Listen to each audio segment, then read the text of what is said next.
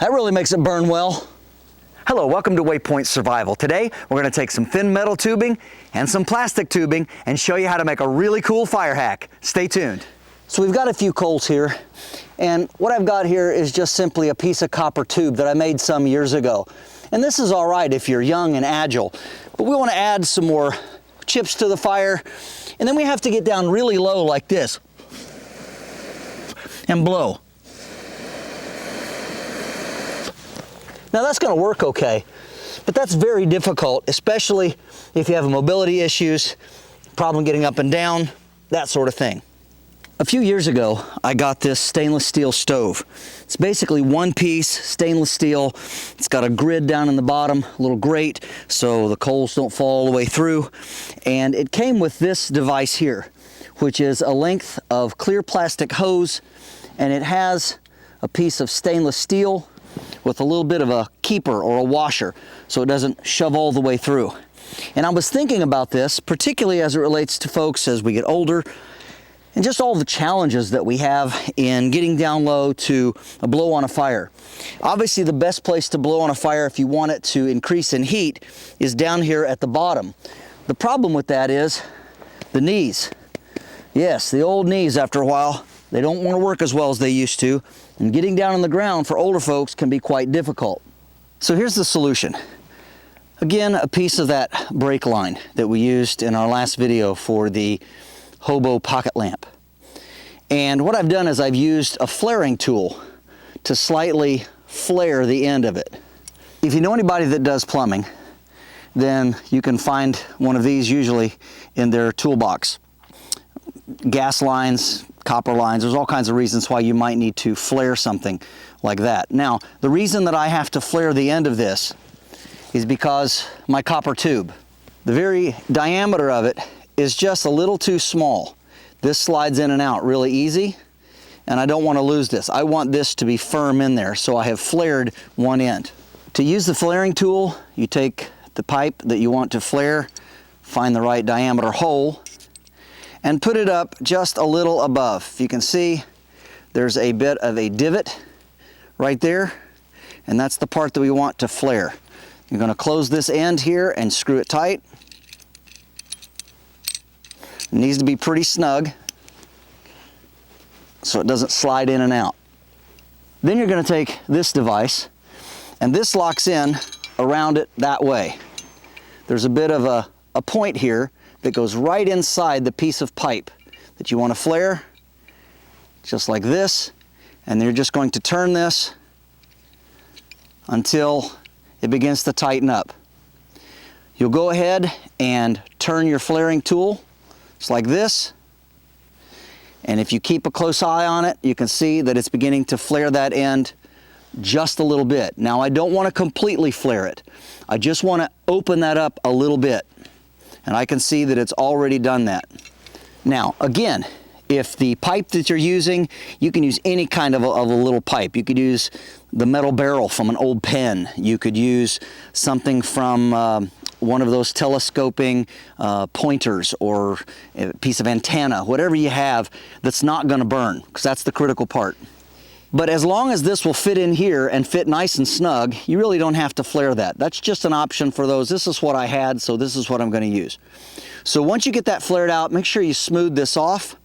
And the reason I flared both ends, number one, was to try it out before I showed you.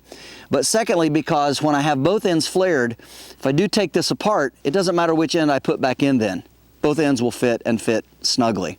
So we're just going to work this in here. And it goes in pretty good to get it started. And we're going to insert that in about that far, so about an inch if you're in the same system as I am for measurement. So that we got about 5 inches. This is a 6 1/4 inch piece of tube. So we got about 5 inches sticking out that doesn't have any plastic on it, and that's important. Next, I'm going to put the piece of pipe attached to the tube on the ground. I'm going to put my foot on it, and I'm going to lift this up. And what I want to do, I'm going to lift this up to where it's close to my mouth, so in a full standing position with my foot down on it, I can get it to my mouth without any real effort, and this is where I'm going to trim this tube. Right there. Now, of course, it's very important once you cut this, you might want to just trim this corner down a little bit, make sure there aren't any sharp edges.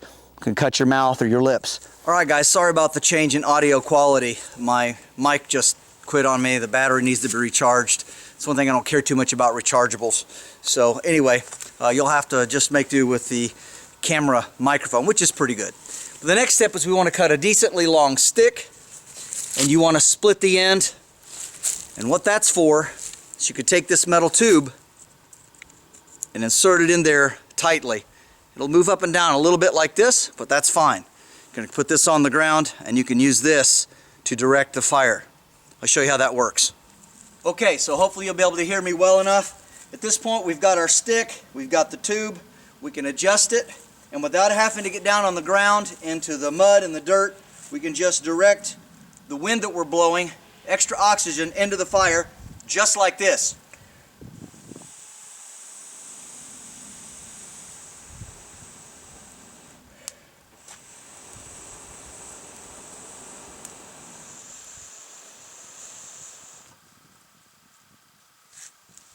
And because of the way this is put in here with this metal tip and being about 6 inches long, you can keep the plastic part out of the fire so it doesn't overheat.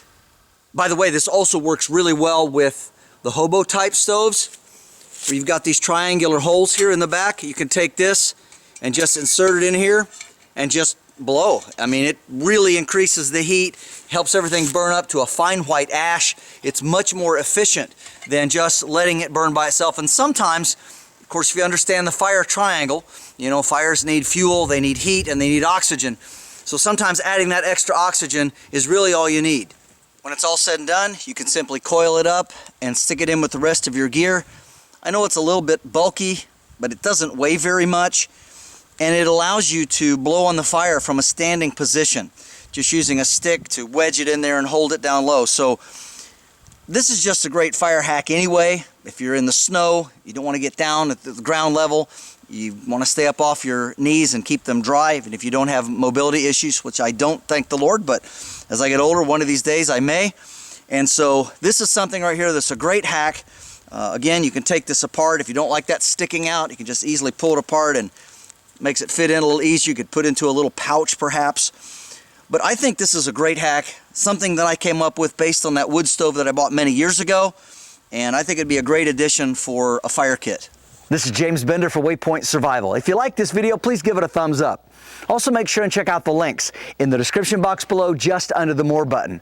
And while you're down there, you'll also find our waypointsurvival.com link. And this is where you can sign up to take survival and bushcraft classes here at our beautiful facility in Southern Ohio. And if you haven't already done so, please subscribe to the channel. We'd really appreciate it. And when you do subscribe, make sure and press that bell button so that you can stay notified of all of our upcoming videos. And we'll talk to you next time.